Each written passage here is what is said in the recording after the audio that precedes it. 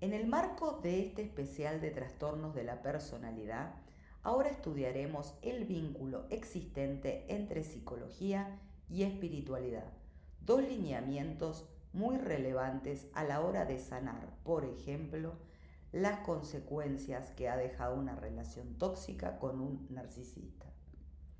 La raíz de la palabra espiritualidad proviene del verbo latino spiro, que significa respirar, exhalar, y el sustantivo latín spiritus, que significa respirar, respirando, aire, alma, vida.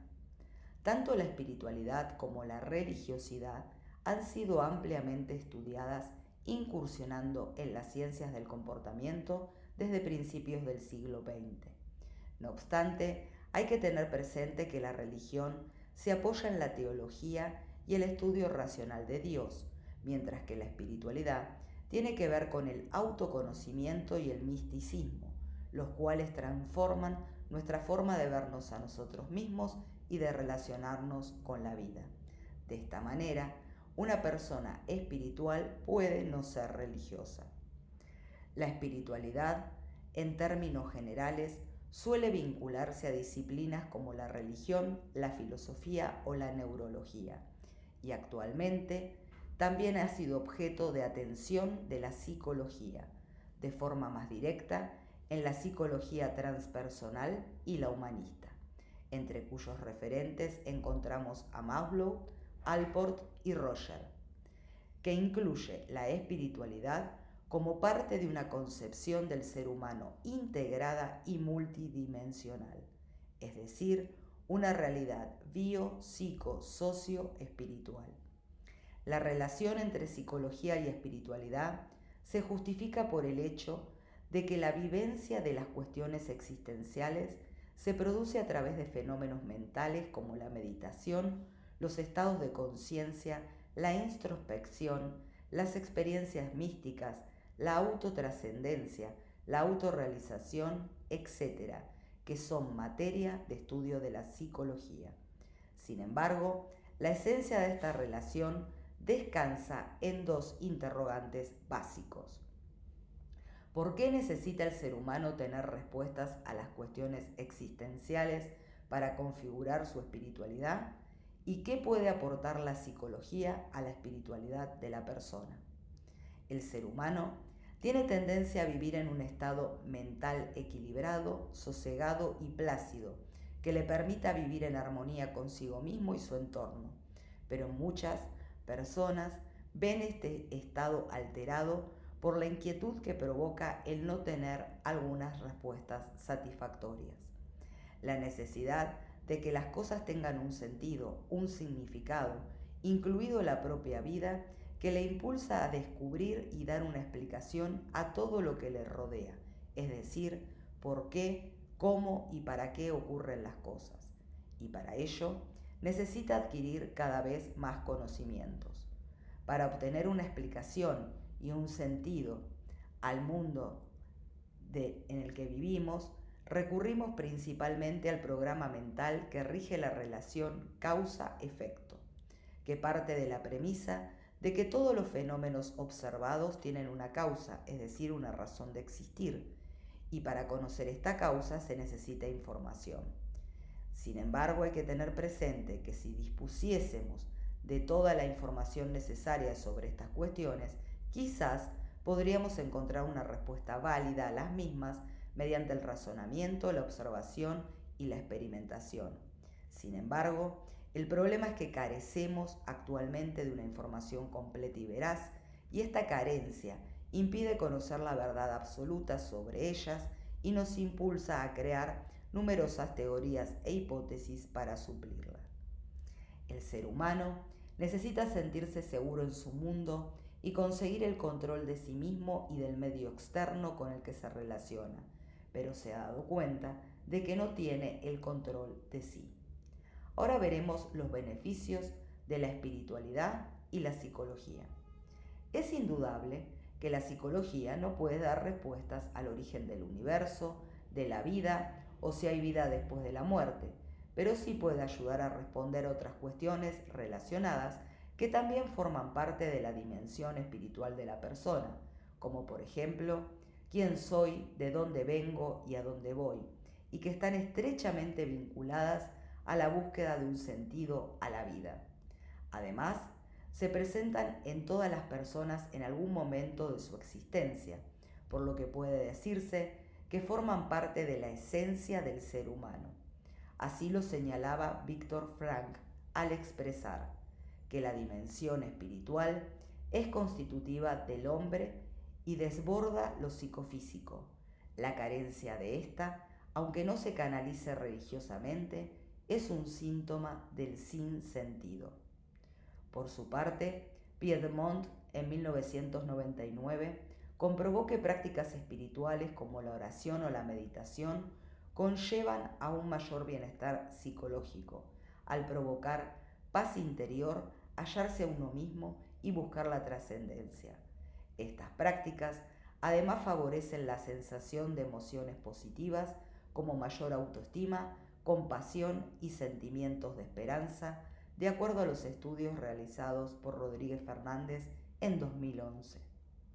Asimismo, los psicólogos Peterson y Seligman consideran la espiritualidad como una de las virtudes humanas que conducen al bienestar de la persona, como una herramienta que proporciona la fortaleza necesaria para afrontar los sucesos negativos que la vida presenta, y la definen como la capacidad de tener creencias coherentes en relación con el propósito más alto, el significado del universo y el lugar que ocupamos en él, y refiere a las creencias que se basan en la convicción de que existe una dimensión trascendental de la vida.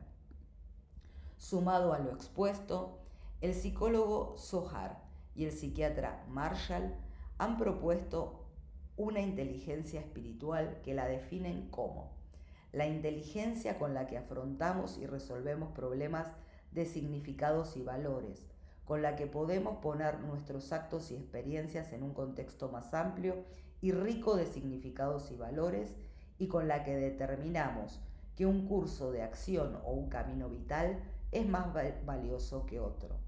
Significa experimentar que somos más que nuestros pensamientos y emociones, y que cuando accedemos a esta dimensión, todo es percibido de un modo radicalmente nuevo. La inteligencia espiritual potencia capacidades tales como la serenidad, la observación desapegada de lo que ocurre, la libertad interior, la compasión, etc. Entre las características de la inteligencia espiritual se pueden mencionar, entre otras, poseer un alto nivel de conciencia de sí mismo, capacidad de ser flexible en las propias ideas y opiniones, capacidad de afrontar y trascender el dolor y el sufrimiento y aprender de ello, la capacidad de ver a distancia un problema ubicándolo en un contexto más amplio, la facilidad para resistirse a los criterios de las mayorías y sostener y actuar conforme a los principios y convicciones personales, tener un sentido de la vocación, sentirse llamado a servir, a darle algo a cambio a los demás y al mundo, etc. Por otra parte, la forma de manifestar esta espiritualidad, léase símbolos, ritos, costumbres, también dependerá de cada persona, sin perjuicio de hacerlo o no dentro de una comunidad o credo específico, ya que, como hemos manifestado anteriormente, la espiritualidad no solo está arraigada a lo religioso, sino que ésta puede ser vivida desde otros ámbitos y otras dimensiones, por cualquier persona que tenga necesidad de trascender y de buscar respuestas. Así, por ejemplo, mediante la práctica de la soledad, el silencio, el yoga, la meditación, el mindfulness, vivir acorde con la naturaleza, etc. Por último, conviene recordar que una escuela filosófica griega señalaba que el camino adecuado a seguir en la búsqueda de una espiritualidad era un conocimiento completo y exacto de las grandes cuestiones que preocupan al hombre. Es imposible o sumamente difícil de adquirir en esta vida, ya que el no examinar por todos los medios posibles lo que se dice sobre ellas o desistir de hacerlo antes de haberse cansado de considerarla bajo todos los puntos de vista, es propio del hombre muy cobarde, porque lo que se debe conseguir con respecto a dichas cuestiones es una de estas cosas: aprender o descubrir por uno mismo qué es lo que hay en ellas, y si esto es imposible, tomar al menos la tradición humana mejor y más difícil de rebatir, embarcándose en ella con una balsa, arriesgarse a realizar la travesía de la vida. Y si es que no se puede hacer con mayor seguridad y menos peligro en un navío más firme, como por ejemplo una revelación de la divinidad. Para responder al interrogante si la espiritualidad puede mejorar la salud mental, vamos a referirnos a lo que decía el científico alemán Albert Einstein, que consideraba que la emoción más hermosa y profunda que podemos experimentar es la sensación de lo místico, y que la espiritualidad es la fuente de toda ciencia verdadera. Así, podemos decir que definitivamente la espiritualidad mejora la salud mental. Si bien regir la vida solo por un pensamiento mágico limitaría nuestra capacidad de explicar todos los fenómenos que nos ocurren, negar o suprimir la importancia de la experiencia espiritual por su falta de objetividad es también un error. Ciencia y espiritualidad son dos mundos diferentes, pero ambos necesarios para el ser humano y de hecho en la actualidad complementarios. La espiritualidad, aplicada al fortalecimiento de la salud mental, es una herramienta cada vez más extendida. Actualmente, muchos terapeutas incorporan a sus tratamientos prácticas como la meditación, la respiración consciente, las lecturas espirituales y elementos filosóficos de algunas religiones como medios para incrementar la salud mental de los pacientes. De ningún modo, esto significa que se dejen de lado los criterios científicos para el tratamiento de enfermedades mentales o su prevención. Es más bien un instrumento complementario que incorpora la dimensión interior de la persona en su proceso para alcanzar el bienestar. La psicología espiritual ha tenido un gran impacto en nuevos modelos de desarrollo de la salud mental. A través de ella, las personas han confirmado que no necesitan limitar los dolores y bloqueos. Se trata de una nueva comprensión psicológica de la conciencia para ser capaces de vivir en armonía con las leyes y principios universales. Asimismo, la psicología espiritual intenta que el ego humano no sea el centro permanente de la conciencia. Se basa en una comprensión holística que ayuda a abrir el mundo de la personalidad a un universo más amplio. El nivel de bienestar, satisfacción, paz, armonía y compasión que la psicología de la espiritualidad propone puede ayudar a regresar al individuo de estados de enfermedad mental. El ejercicio de la psicología espiritual puede ser aplicado dentro del asesoramiento y en la terapia de diversos trastornos, ayudando a mejorar lo sintomático y en transformaciones más profundas en la personalidad. Para el abordaje de un trauma, por ejemplo, la psicología se centra en los mecanismos que se construyen en la primera infancia e intenta ayudar a controlar impulsos sin propósitos motivados por este trauma. Esta tarea, realizada desde un punto de vista solo psicológico, podría ser más cuesta arriba para unas personas. En cambio, los traumas son mucho más llevaderos si están asociados a sentimientos de perdón o compasión. En estos vínculos se cruzan espiritualidad y psicología, elementos de la vida interior del sujeto como los mitos, los sueños, los cuentos, la magia, las visiones, la muerte y otros juegan un papel fundamental en cualquier proceso de sanación de un trauma. Conectar con estos elementos de la realidad interior es vital para el ser humano y la espiritualidad es central en cualquier labor psicoterapéutica. Ahora veremos qué es la psicología transpersonal. El término transpersonal se utiliza en el ámbito de la filosofía y la psicología para describir experiencias y visiones del mundo que se extienden más allá del nivel personal, es decir, a todo lo espiritual. Es por ello que en este tipo de terapia se realiza un viaje hacia lo más profundo de nuestro ser. Su objetivo es desarrollar todo nuestro potencial mediante habilidades emocionales únicas, trabajando la autoconciencia, comprendiendo y reforzando el nivel de identidad personal de cada uno y llevarlo hasta el reconocimiento de la identidad profunda y esencial. Cada persona tiene un impulso natural hacia su propia evolución y es posible dirigir conscientemente ese proceso si se provee de conocimientos teóricos y prácticos que lo faciliten. Por ello, la función principal del terapeuta transpersonal es ofrecer un marco de trabajo que capacita a los pacientes a comprenderse mejor. En consecuencia, dichos pacientes adquieren niveles de bienestar y salud psicológica únicos.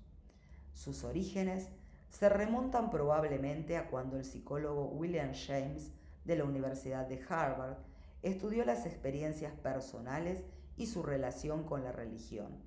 Él mismo acuñó el término transpersonal. Ahora veremos una breve historia de la terapia transpersonal. La práctica comenzó a reconocerse en 1960 como continuación natural de la psicología humanista que veremos en otros videos. Recordemos que la psicología nació del estudio de las personas que padecían severos problemas neuronales o psicóticos. Este hecho dio pie a que los posteriores desarrollos de esta disciplina se configuraran a partir de una mirada patologizante de la interioridad humana. El movimiento humanista empezó a subrayar que debía estudiarse la psicología del bienestar y del desarrollo, y que se debía investigar a las personas que eran capaces de construir vidas valiosas, admirables, creativas, basadas en valores del ser. Esta psicología fue formalmente instaurada por Abraham Maslow y Anthony Suchit en 1969, con la publicación del Journal of Transpersonal Psychology, seguida por la fundación de la Association for Transpersonal Psychology en California, Estados Unidos, en 1972. Años después, destacados terapeutas e investigadores fueron desarrollando sus principales conceptos. En la configuración de la psicología transpersonal se fueron fusionando conocimientos y técnicas que ya existían en Oriente, como el budismo zen y tibetano, el sufismo, etc. La finalidad de este tipo de terapias no es buscar soluciones a problemas concretos. Esta terapia va más allá, buscando patrones mentales causantes del malestar psicológico y personal. Así, el terapeuta guía a la persona a través de herramientas útiles hacia la satisfacción de sus necesidades mentales, emocionales y espirituales. En la dimensión trascendental del ser humano, las técnicas buscan el autoconocimiento y el máximo estado de conciencia. Así, las terapias transpersonales dejan atrás los intereses del ego y van hacia los aspectos físicos, mentales y emocionales de los valores superiores del ser. De esta manera, el paciente acaba accediendo a lo que en psicología holística y transpersonal se llama supraconciencia. Ahora veremos las fases de la terapia transpersonal. Como en la mayoría de los casos, la finalidad es ayudar al individuo a superar el sufrimiento que padece y guiarlo hacia el equilibrio emocional interior. ¿Cómo lo hace? Primero, trabajando el ego. La persona empieza por dirigir su mirada hacia el interior, identificando los patrones mentales que le producen sufrimiento. Así, se empieza por asumir la crisis personal como una vía para empezar con el crecimiento y la transformación propia. Segundo, relativización y reprogramación. La persona empieza a ser capaz de crear otros nuevos patrones saludables que se ajustan a sus necesidades vitales y emocionales. La persona trabaja en estado de conciencia plena y es capaz de identificar sus emociones para elegir qué mejor opción existe para ella. Y tercero, camino a la esencia. El paciente alcanza el nivel transpersonal y es capaz de reconocer todas las experiencias como una causa de aprendizaje y de despertar de conciencia. Dentro de las técnicas usadas para cada esfera, tanto en la psicología holística que veremos posteriormente como en la transpersonal, se trabajan todas las esferas que comprenden al ser humano. Así, tiene varias técnicas para cada una de ellas. Podemos mencionar las siguientes: el conocimiento del cuerpo y el movimiento, la escritura de un diario, el trabajo de la respiración, la meditación, la terapia de yoga, el establecimiento de metas, el trabajo soñado, el entrenamiento asertivo, la terapia de regresión, el mindfulness, la respiración consciente, el ejercicio físico y de respiración, etc. Ahora veremos qué es la psicología holística. Constituye una corriente de psicología que se engloba en la corriente humanista. Considera que los conflictos emocionales y los desórdenes psicológicos son una manifestación del alma. Esta disciplina está formada por un conjunto de terapias psicológicas que integran la mente y el espíritu con el cuerpo. Una de sus premisas defiende que el cuerpo se ve afectado físicamente por nuestros pensamientos y emociones. Por esta razón, es conveniente que aprendamos a identificar y entender nuestras emociones para poder aprender técnicas que nos ayuden a hacer frente al malestar emocional, los pensamientos obsesivos o los comportamientos que perjudican nuestro bienestar y el de las personas que nos rodean. Para poder erradicar o minimizar un problema, primero hay que aceptar su existencia. Seguidamente, tenemos que integrarlo con conciencia plena y acceder al inconsciente. Esto significa que tenemos que tomar conciencia de la raíz de nuestros conflictos y dilemas internos. Para encontrar la solución a nuestro malestar psicológico y mejorar nuestro bienestar, todo nuestro sistema tiene que transformarse y trabajar para el mismo fin. Esto es lo que trata de enseñar la psicología holística.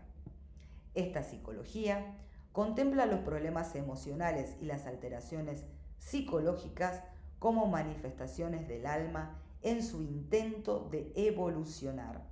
En ella se ve el conflicto como una oportunidad de crecimiento personal y tiene como objetivo acompañar al paciente en su proceso, aportando herramientas y orientaciones que faciliten el asumir su papel de adulto, lo que le permitirá recuperar su poder y le abrirá el camino hacia la solución de sus problemas. Ahora veremos cómo se aplica la psicología holística. Como este tipo de psicología busca transformar el yo, corporal, mental y emocional, la psiqui integra la dimensión inconsciente de la personalidad para que los conflictos internos emerjan y puedan ser identificados y tratados. Además, busca rescatar la identidad original del individuo y ayudar a que se desarrolle desde su base y no desde la distorsión, tal y como debería haber ocurrido desde un principio. La terapia holística permite obtener una perspectiva completa del individuo, facilitando el análisis y la evaluación de la dimensión emocional, social y física del paciente. Tiene diversas aplicaciones y suele utilizarse en los siguientes casos: para encontrar el origen del problema y atacarlo de raíz, para gestionar sentimientos de culpabilidad respecto a otras personas, para potenciar el crecimiento personal y el desarrollo del yo, para aumentar el bienestar emocional de las personas y para liberar la conciencia. Ahora veremos un poco la dimensión consciente e inconsciente. Cada persona tiene su forma de ser, pensar y actuar. Cuando nos preguntamos por qué somos así, debemos preguntarnos también qué nos ha llevado a ser así. La infancia y la adolescencia son dos etapas muy importantes para el desarrollo psicológico de las personas. Las experiencias que vivimos durante nuestros primeros años de vida marcarán nuestra relación con nosotros mismos y con nuestro entorno. Si un niño ha tenido una experiencia negativa que le ha causado un trauma, tendrá problemas para gestionar sus emociones. Además, si no se brinda la asistencia psicológica necesaria, se pueden desarrollar trastornos psicológicos como la depresión o el trastorno de ansiedad generalizado, entre otros. Para sanar nuestro interior, lo más importante es identificar el origen del dolor y el sufrimiento y tratarlo desde raíz. De esta forma, podremos superar poco a poco lo sucedido y continuar avanzando. La mayoría de las personas que acuden a este tipo de terapia lo hacen porque consideran que sus pensamientos o su contexto les está acarreando problemas personales, familiares o laborales relacionados con las emociones o con su comportamiento. Contemplar únicamente nuestra forma consciente no nos ayudará a entender el porqué de nuestra actitud y por ende seguiremos sin encontrar la solución a nuestros problemas. Ahora veremos los beneficios de las terapias holísticas. Es útil para tratar determinados trastornos psicológicos como el producido por el estrés postraumático.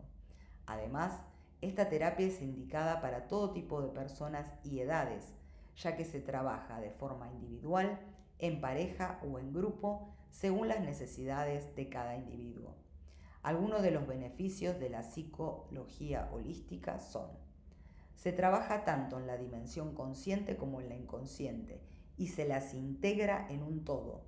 Se lleva a cabo una introspección psicológica y emocional. Se involucra la personalidad y el carácter de cada individuo. La mente de cada persona es única y no todas las técnicas funcionan para todos los pacientes. Aunque el problema sea parecido, cada persona ha tenido vivencias distintas, por lo que el tratamiento debe ajustarse a sus necesidades. Contempla la dimensión cerebral y neurológica para comprender el funcionamiento de la mente del ser humano y no promueve la dependencia de la persona a acudir a terapia, sino que fomenta su autonomía y capacidad de decisión. Tanto la psicología holística como la transpersonal son dos formas de psicoterapia integrativas que responden a las necesidades del ser humano del siglo XXI. Además, le contemplan como un potencial infinito y le proporcionan herramientas para materializarlo, aunque son dos enfoques que se reflejan como diferenciados, operan a veces simultáneamente. Si dividimos las necesidades de las personas en dimensión física, dimensión emocional, dimensión mental, dimensión energética y dimensión espiritual, la psicología holística se ocuparía de las 3 o 4 primeras y la transpersonal integraría a todas y añadiría las 2 últimas. Por lo tanto, dependiendo de las necesidades de cada persona, la terapia actuaría en uno o en otro nivel. La psicología holística es un tipo de psicoterapia integrativa, tanto en las técnicas que utiliza como en su visión del ser humano.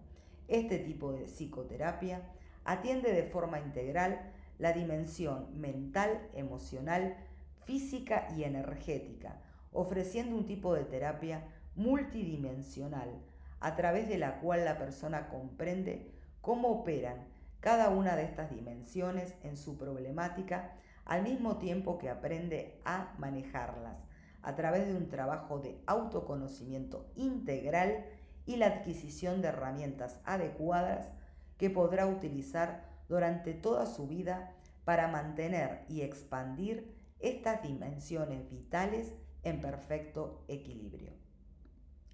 Por último, veremos la terapia de Gestalt.